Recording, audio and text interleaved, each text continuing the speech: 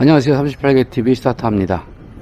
베트남에서의 경제활동은 언제부터 다시 시작될까 라는 생각을 해봅니다.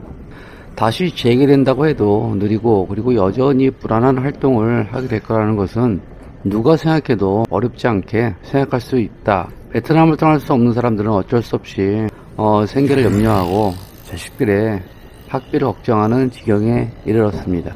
한국도 어렵고 힘들지만 베트남은 조금 더 어려운 사정에 놓였다고 할 수 있습니다. 이유는 베트남 은행이 대출을 받을 수 있는 분들이 거진 없고 경제활동이 막혔다고 봐야죠. 자녀 포함 4가족이라면 정말 아껴 써도 월세 포함해 3,000불 정도는 사용할 거라 생각합니다. 사무실 렌트 비용이라든지 사업장 렌트 비용은 뺀수치죠.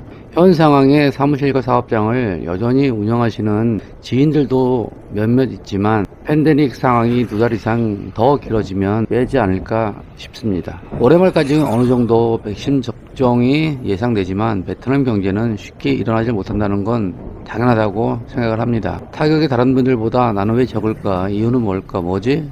라는 생각을 잠깐 해봤습니다.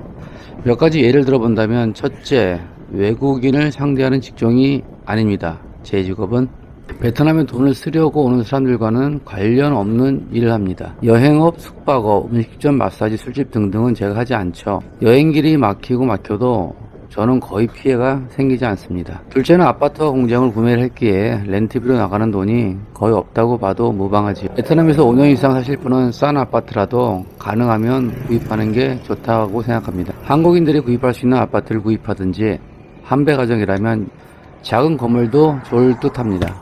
한배 가정이라면 아파트 대출금도 나오기에 자금이 많이 필요하지는 않을 것 같아요.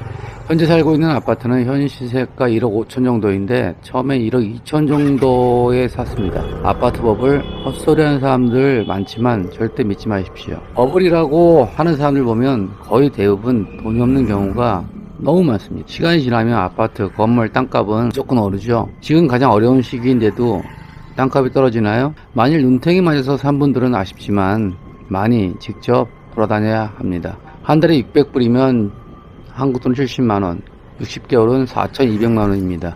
드릴로 구멍 내도 내부 공사를 해도 마음 편하게 한다. 이게 큰 장점이었던 것 같습니다. 돈이 부족해서 살 수 없으면 더 작은 평수를 살면 된다고 저는 생각하고 있는 편입니다. 거의 대부분이 돈 벌러 왔지 놀러 오시지는 않았을 것이라고 생각을 합니다. 혼자 오신 남성분들은 나이와 관계없이 대부분 베트남 여자친구들이 있을 거라고 생각을 해요. 여자친구 명의로 은행에서 융자를 받고 적은 금액 약 1,000만원 정도면 작은 아파트 하나 살 수 있을 겁니다. 나머지는 매달 내는 걸로 채우시면 될 것 같고요. 융자 받을 때나 매물 처리할 때 공증은 무조건 받아야 합니다. 혹시 모르니 통역자에게 미리 서면으로 보내는 것도 좋습니다. 여자친구를 어떻게 믿고 여자친구 명의로 집을 사냐고? 염려 마십시오. 공증 받을 때 내 사인 없으면 팔지 못합니다. 핑크북만 본인이 가지고 있어도 좋다. 어차피 융자 시에는 은행에 다 보관합니다.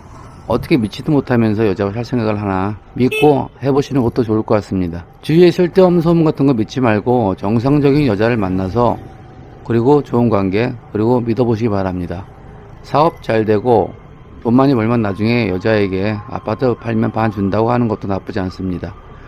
누가 어떤 골빈 여자가 40대, 50대, 60대 아저씨를 만나겠어요. 물론 사랑해서 만나는 경우도 있습니다. 어느 정도 줄 건 주고 받을 건 받도록 하는 게 좋을 것 같습니다. 제대로 된 여성만 만나면 그리 속을 일이 없습니다. 베트남 사람들은 절대 손해를 보지 않는다. 줄 거는 주어야 합니다. 이자율은 내 경험으로 1억에 70만원 정도니까 약 연 8% 정도 예상하시면 될 것 같습니다. 세 번째, 베트남 직원들에게 잘해주지 마라. 물론 와이프와 여자친구는 제외하는 말입니다. 밥도 같이 먹지 말고 커피도 마시지 마라. 같이 한번 행동하면 직원이 아니라 동등하게 여겨버립니다. 무조건 3일에 한 번은 트집을 잡길 바랍니다. 그래야 직원들도 열심히 일도 하고 열심히 잘합니다. 가족 외 직원들에게는 잘해줄 필요가 없다고 생각을 합니다. 그들은 항상 떠날 준비를 하기 때문에. 그리고 가능하면 비자 문제는 정확히 해야 나중에 문제가 없습니다. 비자 가지고 직원이 장난을 칠 수도 있죠. 이렇게 몇 가지만 정리하고 숙지한다면 좀 더 쉽게 베트남에서 이겨나갈 수 있다고 봅니다. 마지막으로 모든 일 처리는 가능하다면 서면 처리하는 게 좋다고 생각합니다. 문제가 생기면 직원에게 떠맡겨야 합니다. 서면 처리를 싫어하는 직원이라면 같이 일하지 마십시오. 나중에 컴백 난 몰라야 하면 머리에 지진 납니다. 책임을 지지 않는 애인 및 직원은 절대로 만나지 마시기 바랍니다. 감사합니다.